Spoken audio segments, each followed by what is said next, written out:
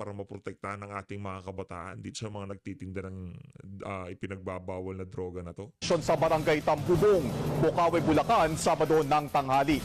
Sa inisyal na investigasyon, pumunta sa sitio Tugatog ang anti-drug operatives ng Bukawi Municipal Ayun o, tumatakbo na ho si Kumag. Police nang bigla umano silang paputukan ng hindi pa nakikilalang salarin. Dead on the spot ang isa sa mga pulis habang dead on arrival naman sa Kawawa ho. ospital. Kapwa sila may ranggong police staff sergeant. Tinutugis na ang suspect para matunton ang iba pang posibleng nasa likod ng krimen. Grabe ho mga kababayan, talagang ang mga masasamang elemento na to, tsaka yung mga drug-related crimes talagang lumalala ho ngayong mga panahon na to. Kaya mag-ingat ho kayo sa paglabas-labas sa karsada. Iba na ho ang panahon ngayon, hindi na ho kagaya ng panahon dati. Dito ho tayo mga kababayan, dito ho tayo kay Boy Gilek. Pakinggan ho natin to. President Francis Escudero na sa July 30 na posibleng maumpisahan ng paglilitis kay Vice President Sara Duterte kaugnay ng articles of impeachment na inihain laban sa kanya ng House of Representatives. Posible ring tumagal ito ng 2 hanggang 3 buwan. Ang pagsagawa ng paglilitis sa Vice Presidente ay maaaring masabay sa budget deliberation para sa 2026 proposed national budget ng Kongreso. Kabilang sa pangunahing mandato ng Kamara ang pagbusisi at pagpasa sa panukalang pondo ng pamahalaan. Ayon naman sa isang House leader, hindi hahadlang ang impeachment trial sa 2026 budget deliberations. May mga opisyalis tayo, may mga Ako, long time no see, Jay Conghon ha. Long time no see. Nag-iingay pa ho pala tong si Jay Conghon. congressman tayo na nakatutok sa impeachment. Meron naman tayong mga congressman na nakatutok sa budget at meron din naman tayong mga congressman na nakatutok sa ibang mga gawain ng Kongreso. So tingin natin hindi naman ito maano. Inaasahang itatransmit ng administrasyon ni Pangulong Bongbong Marcos Jr. sa House of Representatives ang panukalang pambansang budget para sa 2026 pagkatapos ng ika-4 na State of the Nation Address o SONA nito sa July 28. Pambihira ho talaga tong administrasyon na to. Napakarami pa hong katanungan doon sa 2025 national budget, yung kulang-kulang na BICAM report, yung usapin dyan sa PhilHealth, yung usapin dyan sa Department of Education, no? Yung petition sa Korte Suprema. Ngayon, hindi pa ho tayo nag-uumpisa. Kumbaga, di pa nangangalahati taon. Nasa utak nitong mga politiko natin, budget na para sa 2026. Sakit sa ulo. Naknanto ko. Kung ang budget sa 2025, sobrang napakaraming anomalya, wag na ho kayong umasa na ang budget para sa 2026, nakalaan ho talaga para sa ating mga kababayang mahirap po para sa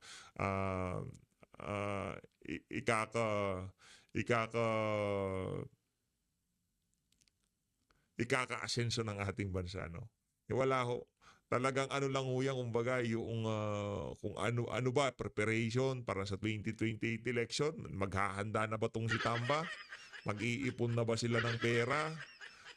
Kasi ayuda, medyo maglililuho sila niyan kasi tapos na election talaga ng mga purpose ng kanilang pamimigay ng ayuda mula noong 2023, 2024 noong nakaraang taon preparasyon ho ito. Ibang klase ho talaga. Yan sa naman ng mga kongresista na maglalabas ng pabor na desisyon ng Korte Suprema kaugnay ng petisyon kontra impeachment na inihain ni VP Duterte. Naniniwala rin silang naaayon sa panuntunan at sumunod sa proseso ang reklamong ibig magpatalsik sa pwesto sa pangalawang Pangulo. Confidently, I can say na wala pong nilabag ang House of Nako, nandito ho si Barbie. Hoy, Congressman Ortega ha. Naamoy ka ng mga kasama namin dito sa PH Update. Malansa ka daw. Kaasosasyon. Ay, hindi. Kayo ho. Tanungin ko ho kayo. Ano ba sa tingin nyo itong si Ortega? Kaasosasyon ho ba siya o hindi? Ako hindi ko pa masabi kasi ganyan kasi yung iba diyan yung tipong nagtitigas-tigasan, di ba? Nagpapalaki ng katawan para magmukhang magmukhang macho para yung mga iba, dalawa ho kasi yan yung medyo nagpapakita na talagang sila ay feminine at yung isa naman nagpapakita na masculine pero ganun din ho sila kaasosasyon. Oh, ngayon itong si Ortega, meron tayong nabasa, nagpapaka-masculine siya para yung mga nagpapakadalaga na kaasosasyon ma-attract sa kanya. Yun nabasa natin. Huwag kang magalit sa akin, Ortega. Kasi naman yung pilantik ng ano mo, yung irap mo kakaiba Representative, so kung ano man ang nababato or minsan nga parang Hindi, insecurity ho yan. Insecure ho yung mga yan. Insecure na may pera pa, di ba? Yung mga maiingay dyan kay VP Sara, talagang paldong-paldong ho sila dyan kay Tamba. Mantakan nyo, hindi na, ang galit na galit ho talaga kay VP, yang si Speaker, si Martin Romualdez. Hindi man ho siya nagsasalita, hindi man ho siya nagpapa-interview sa TV, pero tuloy-tuloy ho ang pagbira dito kay VP Sara. Kaya talagang itong mga itong mga utusan ni Tambaluslos na to, talagang paldong-paldo ho sila ngayong mga panahon na to. Siguro na talagang busog na busog ho itong mga to pagdating sa ayuda, pagdating sa mga programa. Siyempre yung mga programa na yan, di ba? Automatic may SOP ho yan sa mga congressman. counter na lang yun para lang may ma-delay po yung mga proceedings. Confident po ako na hindi naman po magiging hadlang ang mga to sa impeachment. Nakita naman natin na talagang maingat, no, na sinunod ng Itong mga congressman na to pagkatapos ng termino nitong si Marcos Jr. Pagka hindi na congressman itong si Tambaluslos. Sa bagay wala naman ho silang pakialam di ba? Ihahalal lang naman sila ng mga kaano nila, yung mga kaprobinsya nila, di ba? Yung mga nasasakupan nila. Kaso ang paghahasik ng lagim na ginagawa nila, apektado buong Pilipinas, di ba? Inalalang ho sila diyan sa may Bataan. Inhala lang sila diyan sa La Union, pero yung ginagawa ho nilang paghahasik ng lagim buong Pilipinas. Pwede ba yung mga congressman natin? Kung ano lang talaga yung interest ng inyong mga constituent, yun lang talagang pag-usapan dyan sa House of Representatives. Anong pakialam ng mga constituent mo, Jay Kong-hun, dyan sa dyan sa impeachment ni VP Sara, gayon yung pinakalitas na survey na lumabas, majority sa ating mga kababayan, hindi siyang ayon dyan sa impeachment laban dito kay Vice President Sara Duterte. Ang hirap lang isipin na paano nila nasasabi, natatawag yung sarili nila na mga representante ng sambayan ng Pilipino. Kung ang sinasabi ng sambayan ng Pilipino, wag i-impeach itong si Vice President Sara Duterte. Di ba napakalabo ho nun Nang lumabas sa survey, itong si VP ayaw i-impeach. Tapos ito ng mga congressman na tinuturing na sila yung mga boses ng nilang mga distrito dyan sa House, gusto naman i-impeach si VP Sara. Diba? Talagang masyado hong nakikita na talagang pera ang motibasyon diyan sa pag-impeach niya dito kay VP Sara. Hindi sa kung ano pa mang accountability, hindi dun sa mga ebidensya o kung sa ano pa mang kadahilanan. Pera ho talaga nakikita natin dito. Kaya itong si Ortega, itong si Jay Kong-hun, pagkatapos ng termino ng Tamba, dapat magsama-sama sa kulungan itong mga congressman na to. Sa totoo lang, pinagtaksilan ho nila yung kanilang mga constituent. Wala nang konsulta-konsulta. Rektang pirmahan na ho nangyari dyan sa impeachment na yan, di ba? 2 oras nakapagpirma yung 215 na congressman. Meron hong ultimatum Pagka hindi ka pumirma, wala kang 150 million na ayuda. Mga ano pa naman yung iba dyan, mga re-elections, kaya talagang gumugusto ho sila dyan sa 150 million na yan. Pero sa bagay, mababawian din ho natin yung mga yan. Para dun sa mga kababayan nitong si Jay Kong-hun, dito sa papalapit na eleksyon, yung mga taga-suporta ni Tatay Digong diyan sa Sambales pala. Yan, Sambales, itong si Jay Kong. Mag-usap-usap na ho kayo dyan. Mangampanya na ho kayo para iboto yung tao ni dating Pangulong Rodrigo Duterte dyan sa Sambales at yung mga senatorial candidate nitong si dating Pangulong Rodrigo Duterte. Again, kailangan ho nating magkaroon ng pyramiding scheme dito. Yeah. O yung daan na ho natin si Jollibee, ha? No, kung meron ka rin naman panlibre ng 5 burger, bigay mo na sa mga tropa mo, wala kayong ito sigurado. Basta paglabas yun yan, labas tayo mamaya, di ba? Para magtulong-tulong na ho tayo, yung tipong, sige, akutin mo yung mga tropa mo, ganito gagawin natin, Pagkatapos natin bumoto, pupunta tayo dyan. Para kuswelo, di ba? Yan kasi pagka tanggapin niyo yung ayuda nila pero huwag niyo silang iboto. Iboto niyo kung sino yung magbibigay ng Jollibee sa inyo. Pero pagka yung nagbigay ng Jollibee sa inyo, ipinapamboto yung mga nasa alyansa, kinakuha nila yung strategy natin. Kumbaga yung galawan natin nakuha nila dito. Basta pyramiding scheme ho tayo Yung mga kaibigan nyo, yung mga pinagkakatiwalaan nyo, sabihan nyo na hanap kayo ng 2 tao. O kayo hahanap ng 2 tao. O yung dalawa na to, hahanap ng tagdalawa at sasabihin dun sa mga hahanap ng mga panibagong tagdadalawa. Ganun lang ho yun mga kababayan. Sa ganung paraan, makakasiguro tayo, hindi naman ho kaya, tataas ang tsansa natin na maipanalo ang mga kandidato natin. Ng Kongreso ang proseso at talagang tinignan nito ng maayos, pinag-aralan maayos, no? Kung paano gagawin at susundin ang mga batas, no? Patungkol sa impeachment complaint. Pino na rin ng mga ito ang paghahain ng kampo ni VP Duterte ng petisyon sa Korte Suprema na anila ay delaying tactics. Hindi, teka, hindi naman kampo ni VP Sara yan Meron ba kayong nakikitang abogado ni VP Sara? Mga ano ho yan, ginawa ho nila bilang sa kanilang personal capacity.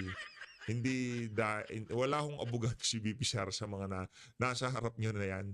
No, linabas na ho sa publiko yung defense panel, yung nasa mga abogado nitong si VP Sara. At wala ni isa dyan sa mga sa mga petitioner na yun. Wala ho. Misleading na naman itong balita. Dati nang sinabi ni VP Duterte na noon pang nakalipas na taon nito pinaghahandaan ang impeachment laban sa kanya. Rosalie Coz, UNTV News. Ayun na nga mga kababayan, anong masasabi niyo sa balita na yan? Itong si Rosalie Coz, na talagang kumpiyansa itong mga congressman na ito na mai-impeach itong si VP Sara. Pagka napunta na dyan sa Senado, yung usapin, nag-umpisa na yung impeachment trial dyan sa Senado. Rekta ho tayo dito kay Palangga Binibini Maharlika. Sa kanina pa yan. So ngayon, mga kababayan, patunay na kasinungalingan, patunay na fake news ang gobyernong ito. Dahil napag-alaman natin pala, ang ating palang palangga, si Attorney Vic Rodriguez, number 56 sa balota, huwag yung kakalimutan, at ang siyam na Senator Duterte senators. 5-6. Okay do. Ngayon, ang mga eksena dito, tignan lang natin yung nakuha nating information, Ito yung mukha ng daming message. Ito yung mukha ng taong ito. Papakita lang natin okay? Alright. Ito siya. Okay. Ito yun siya. Alright. Yan yung kanyang mukha. Okay? Siya yung pinatakas. Napag-alaman natin, mga kababayan, dahil ang mensahe... Ganyan talaga yung mga nangyayari dito sa mga foreign criminals na to, yung mga pinaghihinalaan gumagawa ng illegal, yung mga POGO workers. Pagka napupunta na yung pangalan sa Senado, nakakawala yung mga yan. Pagka napupunta yung pangalan nila, yung tipong nabigay na yung listahan dyan sa mga senador, bukas makalawa, wala na sila sa Pilipinas. Kaya napapaisip tayo kung kailan pa nabigyan ng mga talagang impormasyon, itong mga talagang gigil na gigil sa POGO, yung mga listahan, yung mga dapat nakakulong sa Pilipinas, malaman-laman na lang ho natin, bigla-bigla nakawala na pala. Tayo sa atin, tignan muna natin. Alright. Yeah. 4 days ago, iba to. Not 4 days ago. 4 days ago, puro kasinungalingan not 4 days ago, everyday pala. Puro kasinungalingan ang gobyerno ni Bangag. So, ito nga. Anong date to? Okay, for Joel Anthony, March 4. Ito. For Joel Anthony Viado, okay, from Jomar Barlaan, acting OIC Warden, subject na Ikyon, date of birth December 3, 1996. Ang sabi dito, on March 4, 2025, at approximately 12:48 p.m., Team A Security Escorts, namely I.O. Armando Alano, ito yung tinanggal niya, J.O. Kimwell De Villa and J.O. Alan Velasio departed BIWF to Transport Ward na Ikyon, a Korean national, to the office of the city prosecutor in Quezon City for the preliminary investigation of his case. Right? At around 4:24, the team reported their arrival at the OCP, Office of the Prosecutors, I believe ito, Quezon City, and awaited the complainant, Camille Faith Casilag, ito yung complainant sa Estafa. Ngayon, while waiting, the subject ward signed his counter affidavit. At around 15:07, kunyari talagang may oras pa, like 3:07, with the complainant still absent, the prosecutor decided to reset the arraignment to February 11, March 2025. At approximately 3:30 p.m., the undersigned attempted to contact I.O. Alano for a status updated, but received no answer. At around 3:45, the undersigned called again and I.O. Alano finally responded. He reported that, na Ikyon was unaccounted for after requesting permission to use the restroom. Imagine mo, ilan silang bantay, nakatakas, pero hindi totoo dahil ito ay fake news. Dahil sa mga hindi pa na nakita ng video, ipapakita natin maya-maya. Upon receiving this information, the undersigned immediately reported the incident to the CIDG and the nearest police station to request assistance. A team for BIWF was also dispatched to search for na Ikyon. All around 4:59 p.m., the undersigned requested CCTV footage from the office of the city prosecutor.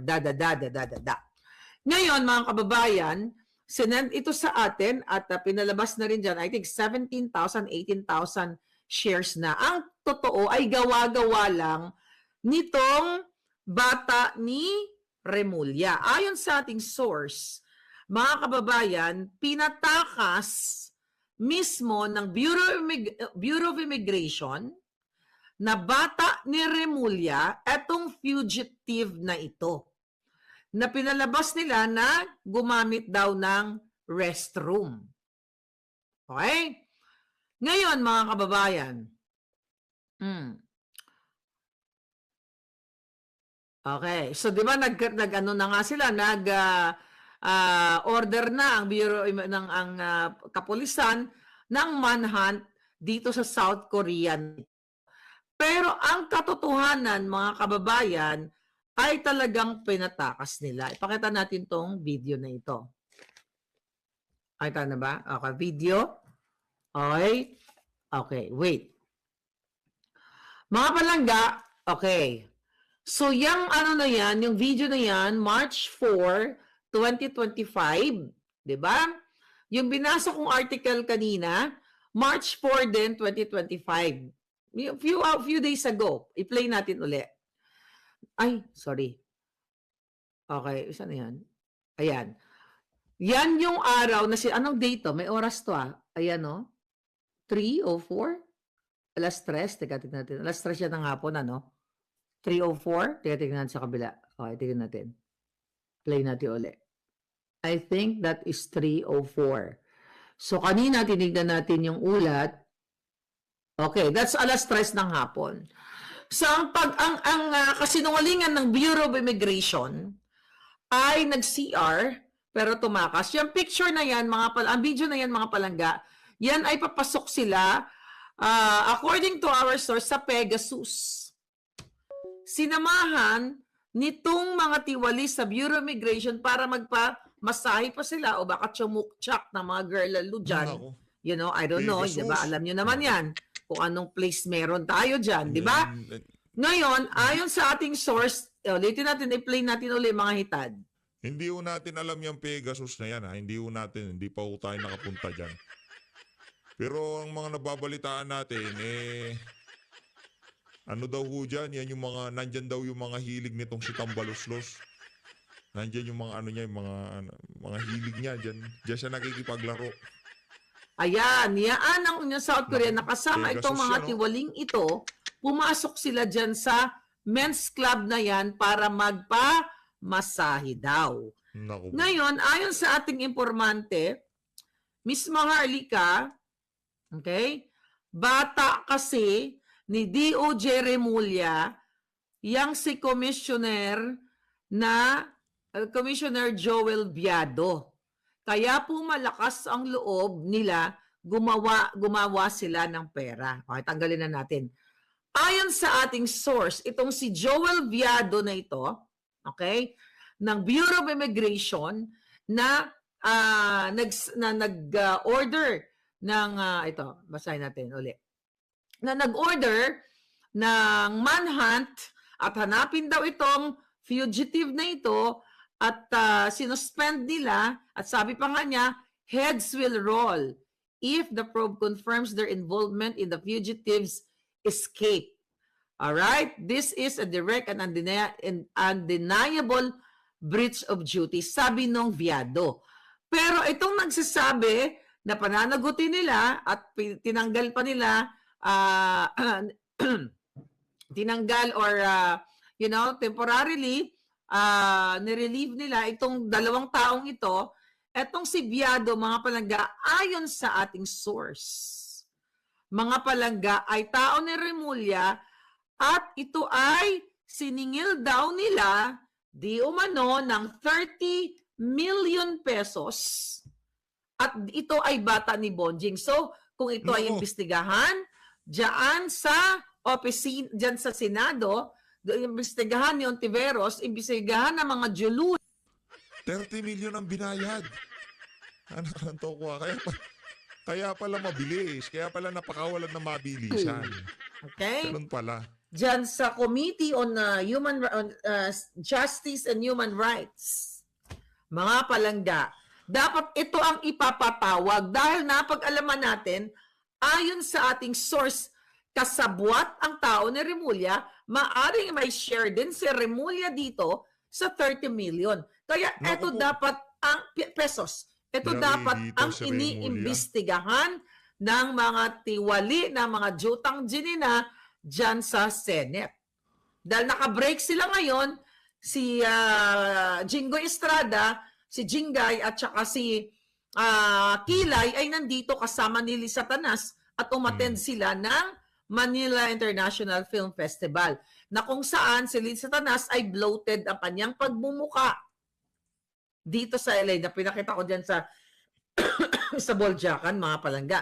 But ganun pa man, ito ang dapat iniimbestigahan ng Senado at Kongreso, hindi ang vloggers, hindi yung pinag-iinitan kami, dahil ito, Risa virus. Pilit mong nagpapabida ka dyan at sinisikil nyo si dating spokesperson Harry Roque na wala namang nilabag na batas, kundi nag-fabricate kayo ng kung ano-anong mga kasalanan niya like human trafficking at dahil hindi lang umattend si Harry Roque diyan sa inyong hearing, okay? Sa kanya mga reasons na inilatag at siya lang ay resource person, ito ay gusto nyong ipakontempt. Na-contempt nyo na nga na isang beses, ay gusto nyong pigilan nyo lahat ang kanyang kalayaan to travel. Pero ito ngayon, ang Koreanong ito, mismo ayon sa ating source at pinakita naman natin sa video at pinagpamasahe pa doon nga sa Pegasus ayon sa ating source. Pegasus daw yung pinuntahan. Is it Pegasus o iba na raw ang pangalan? Whatever. Kung ano man ang pangalan, may Pegasus pa ba? Ngayon, mga palangga, ito pa. Basahin natin ang sinabi ng ating informante. Alright? Kasi sunod-sunod yan para maipaliwanag natin sa inyo. Alright. Sabi dito, yung binasa ko kanina na report, Ms. Maharlika, sinasabi dito sa report nila na nakatakas yung Korean fugitive nung nag-CR. Pero nakakuha po ng evidence na matibay na walang ganong nangyari dahil dinala pa ng mga taga Bureau of Immigration yung Korea, binabasa ko lang yung statement dito, sa Pegasus para magpamasahe at doon nila pinatakas. Alright? Alright? Ngayon, ang pangalan na raw ng ano pangalan ng KTV, KTV bar is what? Silvanos. It doesn't matter kung ano man ang pangalan basta nagpamasahe. Okay, let's delete that. Okay? Nagpamasahe muna. Okay, dito sa video. Play natin ulit yung video. Okay? Sino nakakaalam dyan? Sino yung taga dyan? Alam niyo ba yan? Scout Chotoko? Ayan, no? Scout Chotoko area daw yan. Okay, sinong taga dyan? Anong lugar yan? Can you correct me? Anong lugar yung masahian na yan? O Chokchakan o whatever? Alam niyo ba yan? Okay, yan ang palangga. Okay, now. Okay, so ngayon dito sa susunod na video, play natin. Ay, show my. Tayo. Alright. Diyan sa susunod na video, makikita ninyo, umpisahan natin. Ayan, no? Anong oras yan? Tingnan natin, ha? Makikita ba natin yung oras? 3 kanina, 3 o'clock, no? Teka lang, play natin yung oras dito kanina. Ano yung oras dito kanina? 3:04. Ito, anong oras to yung isa? Tingnan natin kung makikita ba natin ng tama yung oras. 3:04 o baka ito 4 na to o 5. Hindi malinaw yung oras pero hindi mga 4 or 5 na siguro ito. So nakita niyo lumabas na sila. Okay, lumabas na yung lalaki. Ay wala pa, lalabas pa lang. O ayan na. Okay, lumabas, ayan may kausap, taga Bureau of Immigration din. Ayun, tumawid. At ayun, boom, kabog. Pinatakas ng mga jutang ginina na mga tiwali sa Bureau of Immigration. Okay? Anong oras daw? 3:04. Date pala yon. Date ba yon? March 4. Oh, sorry. I stand corrected. Thank you. Okay, sabi ni Daniel Maravilla, date daw yon. March 4. O, tama ka. March 4. Tingnan natin. Hindi time. Okay, tingnan. Asan yung oras? Nakita. Okay. You're right. So, nakikita ko pala is March 4. Tapos, okay, play nga natin ulit para maliwanagan na catch. Malabo kasi mata ni Inday eh. Tingnan natin. Ayun, no? Ano oras yun? 2. Yeah, 2. 2:32. Tama. 2 o'clock. Sabi ni Rafael Bautista. Tingnan natin yung oras sa kabila. Okay, tingnan natin. Ba't tatanggal yan? Ano nangyari dyan? Add stage. Okay, anong oras sa kabila? Oo nga. May oras ba doon? Okay. 2, ayun, 2, is it 2:41, tumatakbo. 2:41, tapos dito ang oras. Mabilis naman magpamasahe nun. 2:41, at saka dito ay 2:04. Anyway, ang importante mga palangga, nakikita ninyo sa video na yan na pinatakas nila. Alright? Pinatakas nila ang Korean, hindi po totoong tumakas doon sa Office of the Prosecutors. Diba? So malinaw pa sa sikat ng araw na ang nagpapakalat ng fake news at ang gumagawa ng krimen, tanggalin na natin, ng krimen ay ang gobyerno ni Bangag. Hayop talaga ang gobyerno ni Bangag, sabi ni Abon Davao de Oro. So makikita ninyo, 2:32 daw pumasok. Django, tama ba yung time mo? 2:3:02 umalis. O tama, mga 30 minutes na nagpamasay. Ngayon natangay pala ng puting van ang Koreano. Sana malocate ang numero ng van, sabi ni Myra Ochon. Sabi ni The Beast, grabe na itong nangyayari sa bansa. Kaya nga sabi ko, mga palangga, ano pa ang ginagawa ng mga mga sandatahang kasuputan. So ayon sa ating impormasyon, okay? Sabi niya yung White Wall is, yun nga yung men's club along Scout Chuatoco in Quezon City. Kung saan, may mga masahian at Chokchakan Blues. 30 million ang payoff para lang patakasin ng Bureau of Immigration. Ngayon, yung second video na pinakita ko sa inyo, yung unang lumabas, yung si Alano na ayun, yung una palang lumabas, tignan natin nga, ulitin natin. Second video. Alright? Kasi ang sabi dito, yung second video, okay, balik from the start ha. Okay.